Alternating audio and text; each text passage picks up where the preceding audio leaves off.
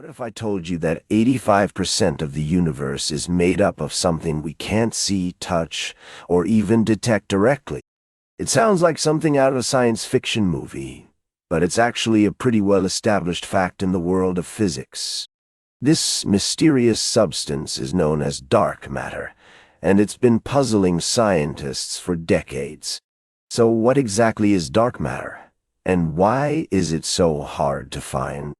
Well, let's start with what we do know. Dark matter is a type of matter that doesn't give off or reflect any light, which makes it invisible to our telescopes.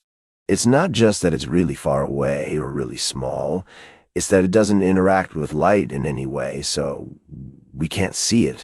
But even though we can't see it, we can tell it's there because of the way it affects the things around it. For example, if you're driving a car and you turn the steering wheel, the car is going to turn, right? But if you're driving on a really icy road, the car might not turn as much as you expect, because the wheels are slipping on the ice. It's kind of like that with dark matter.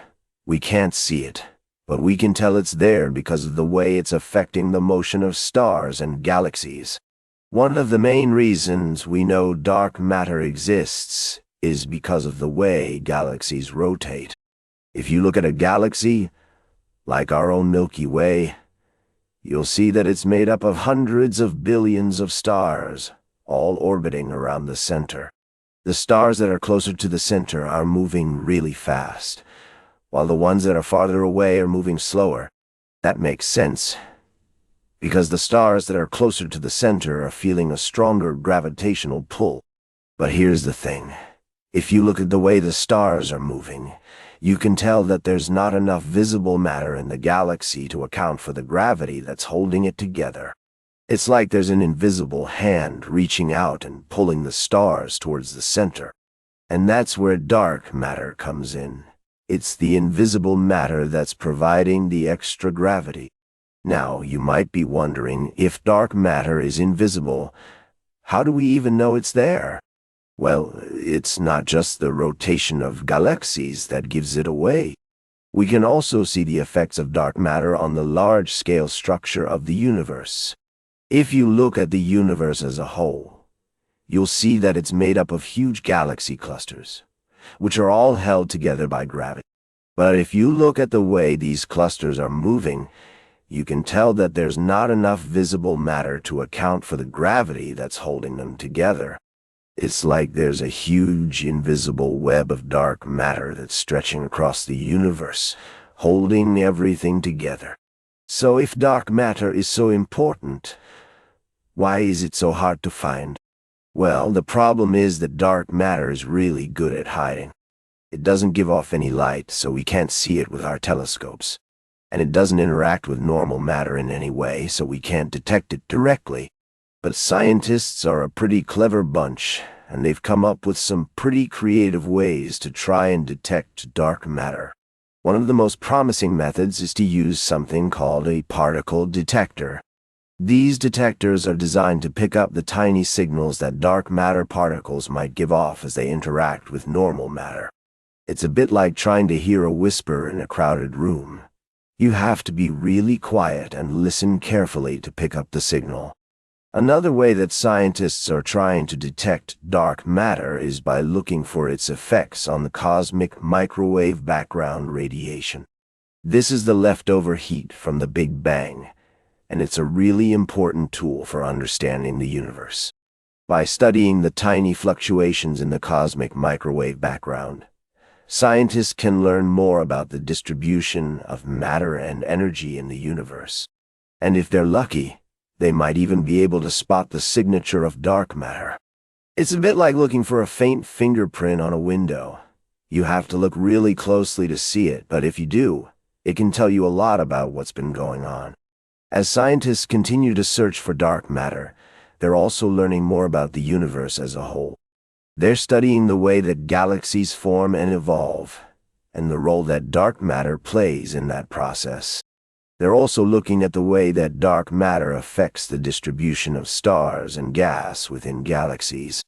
It's a complex and fascinating field of study, and one that could potentially reveal some of the universe's deepest secrets.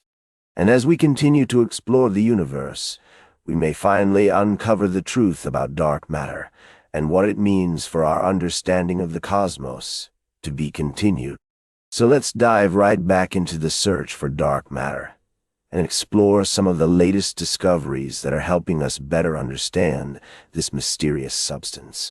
One of the most promising areas of research is in the study of gravitational waves, which are ripples in the fabric of space-time that are produced by massive cosmic events, like the collision of two black holes. By detecting these waves, scientists can learn more about the distribution of mass and energy in the universe, and potentially even spot the presence of dark matter. Now, you might be wondering how gravitational waves can help us find dark matter? Well, it's actually pretty simple. According to Einstein's theory of general relativity, the bending of space-time around massive objects like black holes or galaxies should be affected by the presence of dark matter. So, by studying the gravitational waves produced by these events, scientists can look for tiny variations in the signal that could indicate the presence of dark matter. It's a bit like trying to hear a whisper in a crowded room, but with the right tools and techniques, it's possible to pick up on these subtle signals. Another area of research that's showing a lot of promise is the study of fast radio bursts, or FRBs, which are brief, intense pulses of energy that originate from distant galaxies. These events are thought to be caused by massive cosmic explosions, like supernovae, or the collapse of massive stars. And because they're so brief and intense, they can be used as a kind of cosmic flashlight, illuminating the surrounding intergalactic medium and potentially revealing the presence of dark matter. The thing is, dark matter doesn't emit or reflect any light, so we can't see it directly. But we can observe how it affects the light passing through it. And that's exactly what scientists are doing with FRBs. They're using these cosmic flashlights to study the distribution of dark matter in the universe. And what they're finding is pretty amazing. For example, by analyzing the dispersion of FRB signals as they pass through the intergalactic medium, scientists can infer the presence of dark matter, and even map its distribution in the universe. But what exactly is dark matter, and how does it fit into our understanding of the universe? Well, the truth is, we still don't know for sure, but scientists have a few theories. One idea is that dark matter is made up of WIMPs, or weakly interacting massive particles, which are particles that interact with normal matter only through gravity and the weak nuclear force. Another idea is that dark matter is made up of axions, which are hypothetical particles that were first proposed to solve a problem in the standard model of particle physics. Regardless of what dark matter is made of, its presence is having a profound impact on our understanding of the universe. For example, dark matter is thought to play a key role in the formation and evolution of galaxies, providing the gravitational scaffolding for normal matter to cling to. And because dark matter is so ubiquitous, making up about 85% of the universe's total mass energy budget, it's likely that it's playing a role in many other cosmic phenomena, from the formation of stars and planets to the expansion of the universe itself. As we continue to explore the universe and study the effects of dark matter, we may finally uncover the truth about this mysterious substance and what it means for our understanding of the cosmos.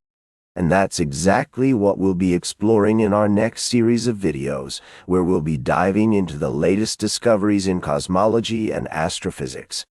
So be sure to check out our next video, where we'll be exploring the latest research on black holes and the information paradox. Thanks for watching, and we'll see you in the next video.